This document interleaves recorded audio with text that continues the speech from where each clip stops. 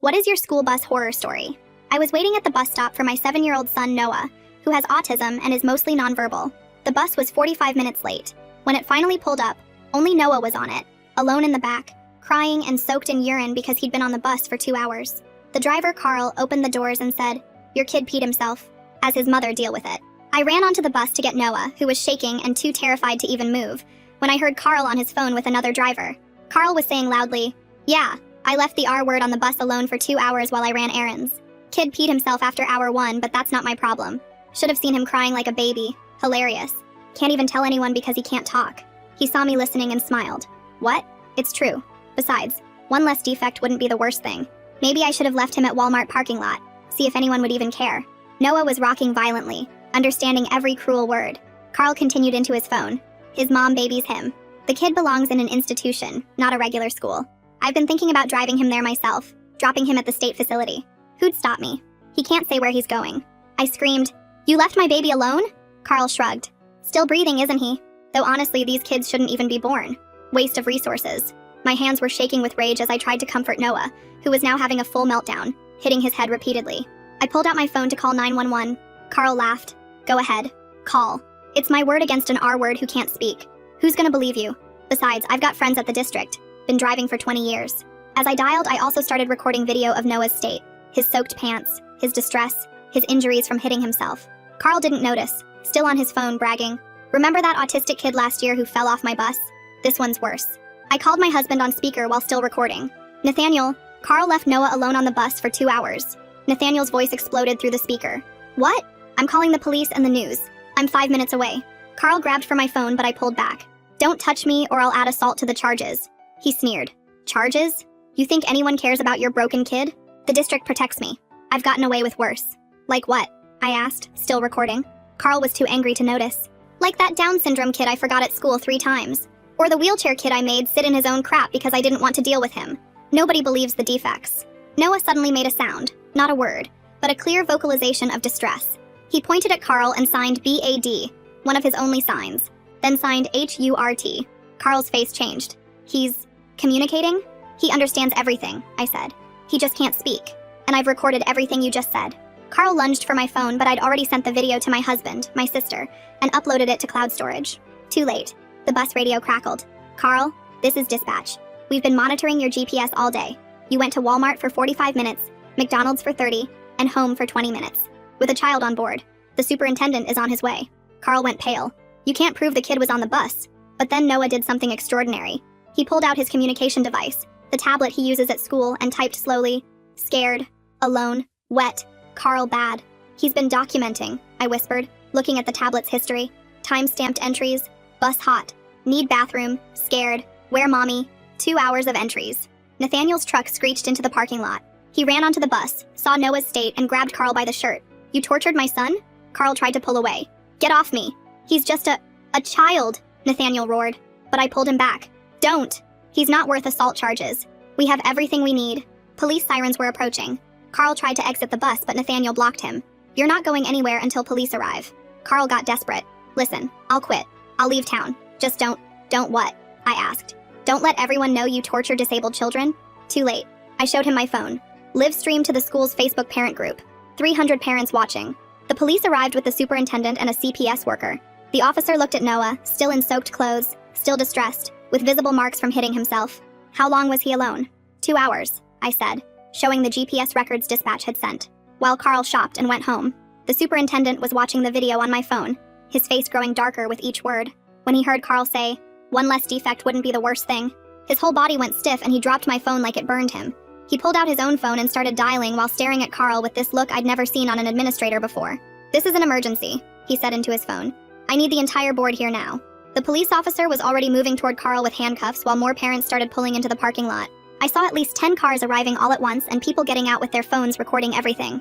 The officer read Carl his rights while Carl kept yelling that this was all a misunderstanding. I wrapped my jacket around Noah, who was still shaking, and lifted him up even though he's getting heavy for me.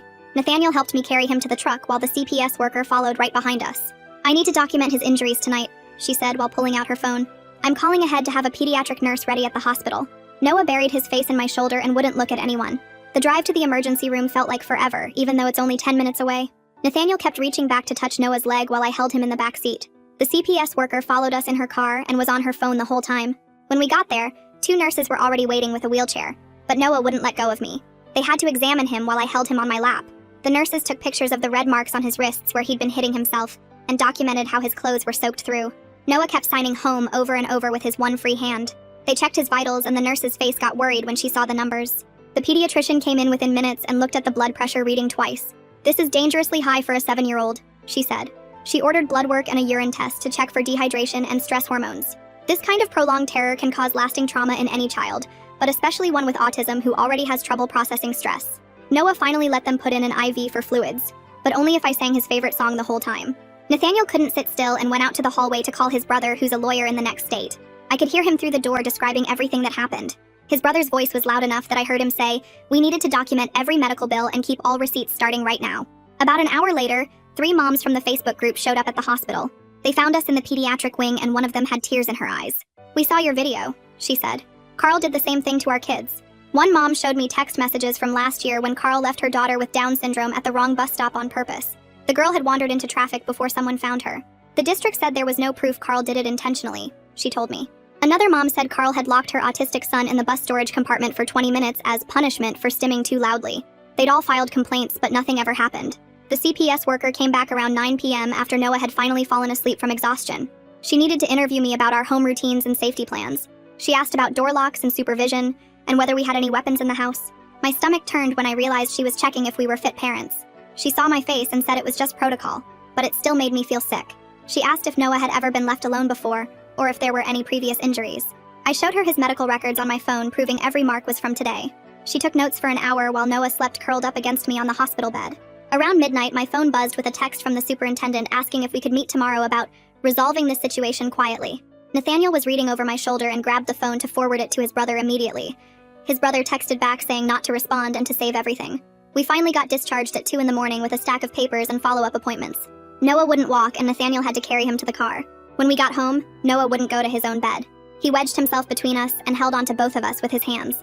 Even in his sleep, he kept typing on his communication device. I looked at the screen and saw BUSBAD typed over and over. Around 4 a.m., he typed CARLHURTME without even waking up. Nathaniel and I just laid there watching him breathe and trying not to cry. The next morning, Noah woke up when he heard a truck outside that sounded like a bus. He ran to the kitchen and hid under the table, covering his ears and rocking. I tried to get him to eat breakfast, but he wouldn't come out. Nathaniel called his boss to say he couldn't come in because Noah was grabbing his legs every time he tried to walk to the door. His boss wasn't happy, but Nathaniel said he didn't care. Noah spent the whole morning under that table with his tablet, refusing to eat or drink anything. My phone started ringing while I was on my knees trying to coax Noah out with his favorite crackers. The caller ID showed a local number I didn't recognize, but I answered anyway because it might be the school or hospital calling back. A woman's voice introduced herself as a reporter from Channel 7 and said she'd seen the Facebook video that now had over 10,000 shares. She asked if I could provide a statement about what happened, but I told her we were just trying to focus on getting Noah through this right now. She said 3 other families had already contacted the station with their own stories about Carl, and they were planning to run a segment tomorrow night whether we participated or not. I hung up and immediately called Nathaniel's brother to ask what we should do about media coverage, but before he could answer, the doorbell rang. Through the peephole, I saw a man in a suit holding a briefcase and clipboard standing next to the superintendent. I opened the door but kept the chain on while the man introduced himself as the district's legal counsel and said he had an urgent matter to discuss regarding Noah's transportation needs. Nathaniel came to the door behind me and asked what they wanted. The lawyer pulled out a thick document and said the district was prepared to provide Noah with door-to-door transportation in a special vehicle with a dedicated aide if we would sign this agreement today. Nathaniel took the papers through the crack in the door and started reading while I watched Noah still hiding under the table. The lawyer kept talking about how this was a generous offer that would ensure Noah's safety and comfort going forward.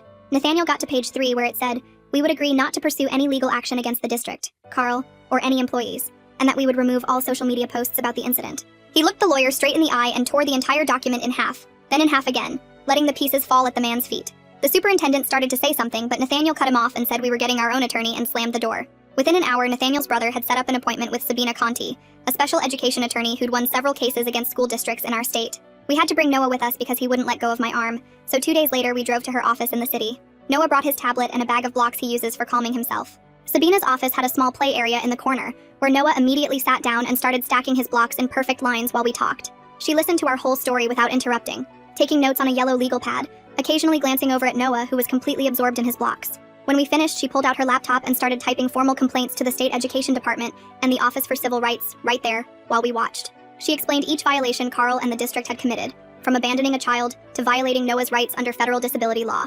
She printed everything out and had us sign the complaints before we left, promising to file them electronically that afternoon. The next morning, the police detective assigned to our case called to tell us Carl had posted his $20,000 bail, and the bus drivers' union was paying for his defense attorney. He warned us that Carl had been seen at the local diner telling anyone who would listen that we were drama parents trying to get money from the district because we couldn't handle our kids' issues. The detective said he couldn't stop Carl from talking, but suggested we document any contact or harassment. 3 days after that, we had Noah's first appointment with a trauma therapist who specialized in children with autism.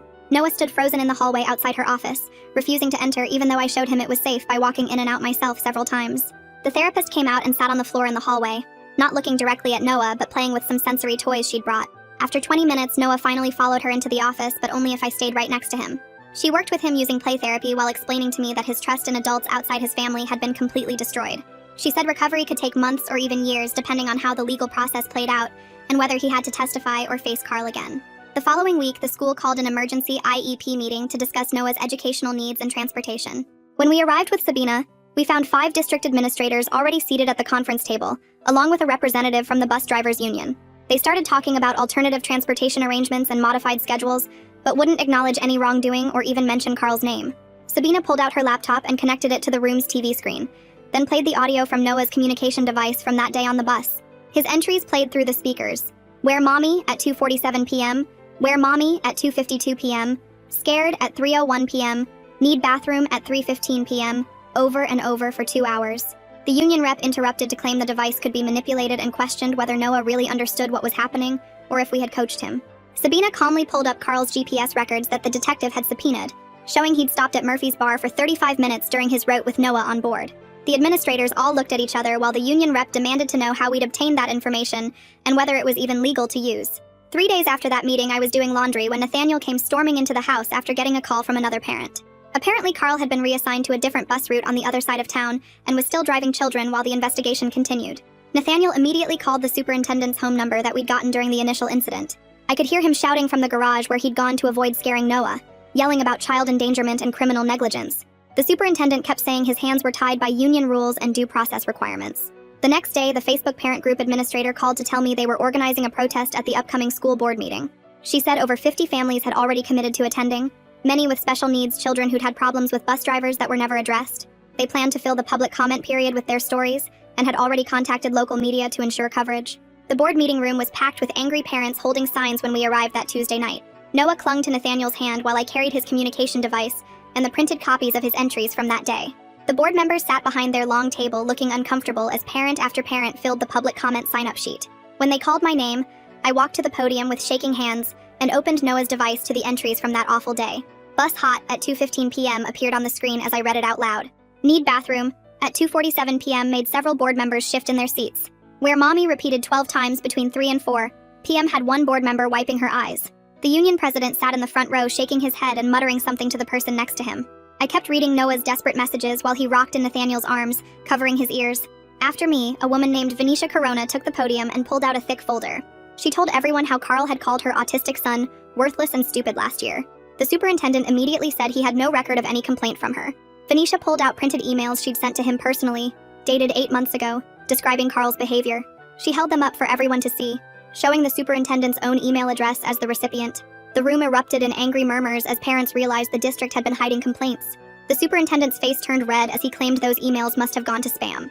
3 hours of testimony followed, parent after parent sharing stories about Carl and other drivers. The local news crew filmed everything while the board members looked more and more uncomfortable. The next morning, nothing had changed according to the district's morning announcement. But at 6 p.m. that evening, after the news ran our story with Noah's tearful face on screen, everything shifted. The district sent out an emergency email saying Carl was now on unpaid leave pending investigation. They claimed it was part of their standard process and had nothing to do with media coverage. Nathaniel threw his phone across the room when he read their lies about following protocol. That same night, Noah woke up screaming, no bus, for the first time. He was soaked in sweat and hitting himself in the head repeatedly. We couldn't calm him down for over an hour, and he wouldn't let go of my arm even to use the bathroom. The next night it happened again, and the night after that. Our pediatrician saw us on emergency basis after the 4th night of screaming. She examined Noah and said his blood pressure was elevated, and he was showing clear signs of PTSD. She prescribed a mild anxiety medication and recommended increasing his therapy sessions immediately. She also wrote a letter documenting that Noah's regression was directly related to the bus incident. 2 days later, Sabina called to warn us that Carl's lawyer had filed something. The defamation lawsuit arrived by certified mail that afternoon, claiming I had destroyed Carl's reputation with false accusations. Carl was seeking $50,000 in damages for the Facebook video I'd posted. Sabina came over that evening and actually laughed when she read the lawsuit. Truth is an absolute defense to defamation, she explained. And we had video evidence of everything Carl said. She said this was just an intimidation tactic and she'd handle it easily. The following week, an investigator from the state education department showed up at our door. She interviewed us for 3 straight hours, going through 2 years of transportation records. She showed us complaint after complaint from other parents that had been filed but never investigated. The district had been marking them all as resolved without taking any action. She took copies of Noah's medical records, his device data, and all our videos. She said the state was considering pulling the district's transportation funding if they found systematic neglect. Nathaniel's boss started making comments the next week about all his missed days. Nathaniel had been driving Noah to the school every morning because Noah couldn't handle any bus. His boss pulled him aside and suggested that maybe Noah would be better served at a special institution. Nathaniel told me he almost punched the man, but instead just walked out of the office. He came home early that day and spent an hour on the phone with HR about discrimination. 3 weeks after the incident, we found the first anonymous letter in our mailbox. It called us attention seekers and said we were ruining a good man's life. The second letter came 2 days later with worse language that I won't repeat. The third letter included a photo of our house with liars written across it in red marker.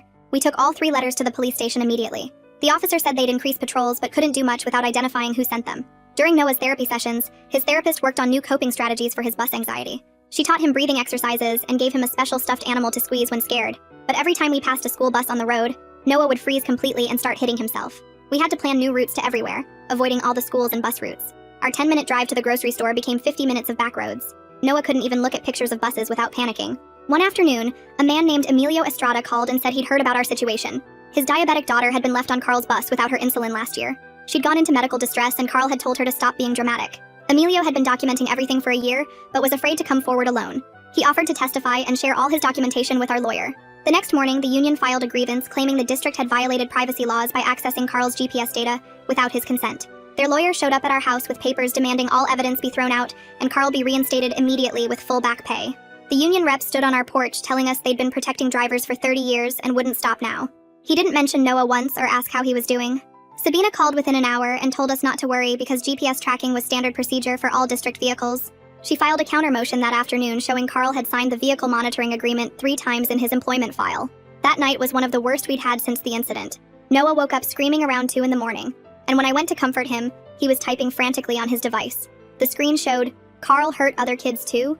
over and over again. I realized he'd been listening when Carl was on the phone bragging about other victims. Noah understood there were more kids like him who'd been hurt. He kept typing, "Where are they?" and "Are they okay?" until his fingers were cramping. I held him while he cried and tried to explain that we were helping those other families now too. Nathaniel found me sobbing in the hallway after Noah finally fell back asleep, because seeing him worry about other kids while dealing with his own trauma was too much. 2 days later, the district's lawyer came to our house with a settlement offer. They'd pay $50,000 for Noah's therapy and medical costs if we signed a non-disclosure agreement. The paperwork was 40 pages long and basically said we could never talk about what happened publicly again. We couldn't post on social media or talk to other parents or the media.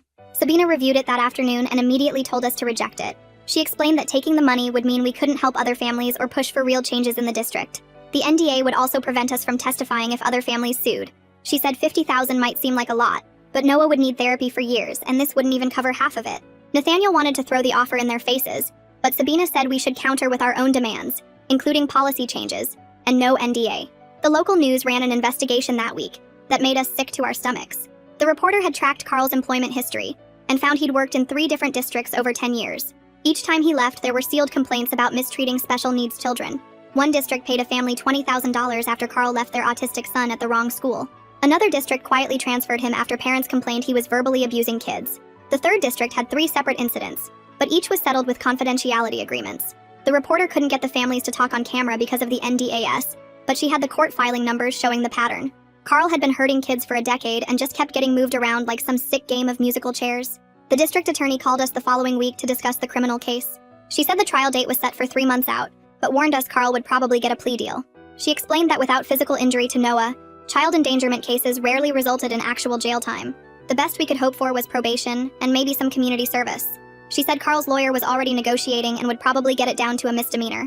Nathaniel punched a hole in our garage wall after that call.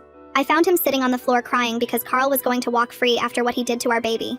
Noah's special education teacher requested a meeting with us that month. She showed us his progress reports from before the incident and compared them to now. He'd been making steady progress with his communication and was starting to participate in group activities. Now he was back to where he'd been 2 years ago. He wouldn't join circle time anymore and had started hitting himself whenever he got frustrated, something we'd worked so hard to stop. She said he'd had 3 meltdowns that week alone when other kids tried to include him in activities. The occupational therapist reported similar regression with his fine motor skills, because his hands were shaking too much to practice writing. His speech therapist said he'd stopped trying to make sounds at all and would only use his device. We signed up for a support group for families dealing with school trauma after Sabina suggested it might help to meet other parents going through similar situations. The first meeting was in a church basement, and there were 8 other families there. Within 10 minutes, we realized 4 of them had Carl stories. One father completely broke down describing how Carl had made his nonverbal daughter sit in her own vomit for an hour because he didn't want to deal with it. Another mother said Carl had dropped her son with Down syndrome at a gas station and driven away, claiming he thought it was the kid's stop. A grandmother talked about her autistic grandson coming home with bruises that Carl said were from the seatbelt. Every story was worse than the last, and none of them had been properly investigated. The school board finally held a vote on new safety policies after weeks of public pressure. They approved mandatory cameras on all buses and aid requirements for special needs routes. But then they announced budget constraints meant full implementation would take 2 years. They'd start with just 10 buses next semester and slowly add more. Parents in the audience started shouting about their kids' safety not being worth the money. One board member actually said maybe families with special needs, kids should provide their own transportation if they weren't happy with the timeline. Nathaniel had to physically hold me back from rushing the podium. 3 weeks into the restraining order, I was taking Noah to his therapy appointment when I saw Carl's truck in the parking lot. My whole body went cold and I immediately locked the car doors. Noah saw him too and started screaming and hitting his head. I called 911 while trying to calm Noah down, but he was in full panic mode. The therapy building's security footage later showed Carl had been sitting there for over an hour, just watching families come and go. When the police arrived, Carl claimed it was a coincidence and he was just getting coffee at the shop next door. But the coffee shop had cameras too, showing he never went inside. They arrested him for violating the protective order and he spent 1 night in jail before making bail again. The stress was destroying our family in ways we hadn't expected. Noah needed someone awake with him through his nightmares, so Nathaniel and I started taking shifts sleeping. I'd stay up until 3 in the morning, and then Nathaniel would take over until 7. We were both exhausted all the time, and started fighting about stupid things like who forgot to buy milk, or whose turn it was to do laundry. One night, Nathaniel snapped at me for leaving a dish in the sink, and I started crying uncontrollably. We stood in our kitchen at 4 in the morning, both sobbing from exhaustion while Noah slept fitfully on the couch because he couldn't be alone in his room anymore. 2 weeks later, we sat in the courtroom for Carl's preliminary hearing, while my mom watched Noah at home. Carl's lawyer stood up and started arguing that Noah couldn't be a reliable witness because of his autism. The judge cut him off and said Noah's device entries were clear evidence that he understood everything that happened. Carl sat there in his suit looking smaller than I remembered while his lawyer kept trying different angles.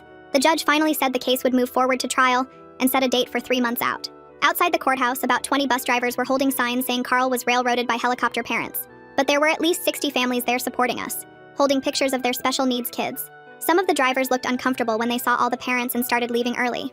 The local news filmed everything and interviewed parents about their own experiences with unsafe buses. That same week, Noah had a huge breakthrough in therapy when he typed a whole paragraph on his device about feeling scared but safe with mommy and daddy now. His therapist showed us the message and said this was major progress in processing what happened. Noah was starting to use more words on his device and even trying some new signs. We celebrated with his favorite chicken nuggets, and he actually smiled when Nathaniel did his silly dance. Sabina called the next morning to tell us she was filing a federal lawsuit against the district for discrimination against disabled students. She said it could force real change across the whole state, but warned it might take years to work through the courts. The paperwork was thick as a phone book and listed dozens of violations going back 5 years. She'd found patterns of disabled kids being left on buses, denied services, and ignored when parents complained. 2 days later, the DA called to say 2 more families had agreed to testify about Carl. One was Venetia, whose son had been left at the school 3 times, and another was Emilio, whose daughter Carl had dropped at a gas station. The DA said this made the criminal case much stronger, though she still didn't think Carl would get jail time for a first offense. She explained that child endangerment without physical injury rarely resulted in prison. We were disappointed, but at least Carl would have a criminal record and couldn't work with kids again. 4 months after everything started, Noah rode in the car without panicking when we passed a school bus for the first time. Nathaniel and I looked at each other and decided to celebrate with ice cream even though it was only 10 in the morning. Noah picked chocolate and actually smiled when the worker gave him extra sprinkles.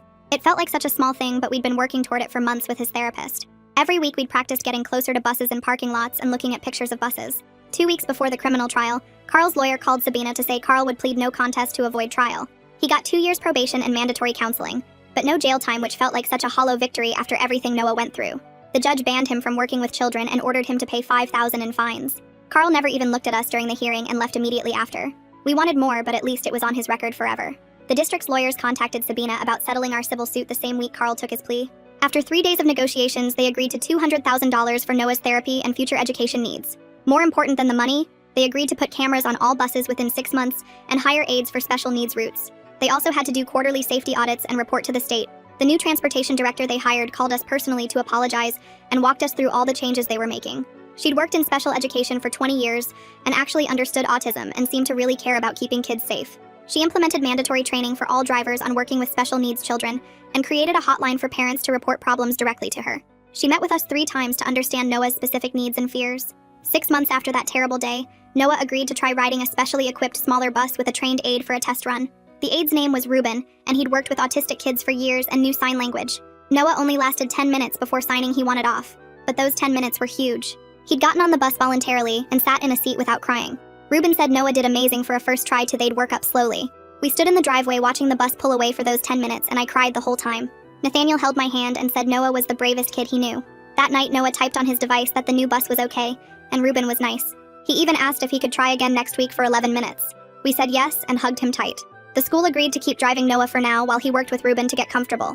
Every week they'd add another minute to his practice rides. The phone started ringing constantly after our story hit the news. Sabina called one morning to say 3 school districts wanted her help fixing their bus policies before something bad happened to their kids. She set up meetings with their boards, and I went along to show Noah's device entries from that day. The superintendent from one district actually cried when she saw the timestamps. They voted that same night to put cameras on every special needs bus. 2 months later, Nathaniel and I were packing for the state capitol because they wanted us to testify about something they were calling Noah's Law. My mom drove up to watch Noah while we were gone. The hearing room was packed with other parents holding pictures of their kids. I read Noah's device messages into the microphone while Nathaniel held up printed screenshots. The state senator running the meeting had to call a recess when several people started crying. We watched from our hotel room as they voted unanimously to require cameras and trained aides on all buses carrying special needs kids. Noah was eating goldfish crackers on my mom's lap when they announced it on the news. He typed good on his device and went back to his snack. Venetia called a few weeks later to tell us Carl had moved to another state. She'd found out from her cousin who worked at the post office when Carl filed a change of address form. The other parents and I started a Facebook group to track where he went. Someone's brother-in-law saw him driving for a delivery company 2 states over. We sent his conviction records to the company but never heard back. At least he wasn't near kids anymore. Noah's teacher pulled me aside during pickup one day to show me something amazing. She'd recorded Noah using his device to help another nonverbal kid learn the sign for bathroom. He was showing the younger boy over and over, being so patient. She said he'd been doing this every day, teaching the other kids his signs and helping them use their devices. The little boy's mom found me in the parking lot crying and hugging me because her son had communicated a need for the first time. Nathaniel and I started going to counseling together after I found him crying in the garage one night. The counselor helped us realize we'd been so focused on Noah that we'd stopped talking to each other about anything else. We started having coffee together every morning before Noah woke up, just 15 minutes to check in with each other. It made such a difference. Nathaniel stopped working late and I stopped snapping at him about little things. We even went on a date for the first time in months while my sister watched Noah. Almost exactly 1 year after everything happened, I watched Noah climb onto the small bus with Ruben. He sat right in the front seat and waved at me through the window. Ruben had worked with him for months, first just sitting on the parked bus, then short drives around the block. Noah typed, "Friend Ruben," on his device every morning when the bus arrived. He rode all the way to the school and back without any problems. I ugly cried in the driveway after the bus left. Nathaniel took the morning off work to watch with me. We sat on the porch steps drinking coffee and not saying anything because there wasn't anything to say. Our baby was riding the bus again. Sabina helped us set up a nonprofit foundation to help other families dealing with school transportation problems. We named it Noah's Voice even though Noah typed, "That was a silly name." Emilio joined our board along with 3 other parents from our support group. We'd already helped 12 families in nearby districts file complaints and get their kids proper transportation. The lawyer who helped us incorporate said we were the first organization like this in the state. We had our first fundraiser at the community center and raised enough to hire a part-time advocate. One evening, Noah was playing with his device when he called me over. He'd typed out a whole message without any prompting. "Bad people exist, but more good people help. Speak your way." I asked if I could print it, and he nodded. Nathaniel found a frame at the store and we hung it in the living room next to his school pictures. Every morning, Noah touches it on his way to breakfast. Sometimes visitors ask about it and we tell them the whole story. Noah usually types, "Carl bad, Ruben good," and goes back to whatever he was doing. The frame is getting smudgy from his fingerprints, but I never clean it. Those fingerprints mean he made it through everything and came out stronger. That's worth more than a clean picture frame. Thanks for hanging out with me through this whole story. Hope my random questions didn't get too annoying along the way. Until we cross paths again, take care. If you made it to the end, drop a comment. I love reading all your comments.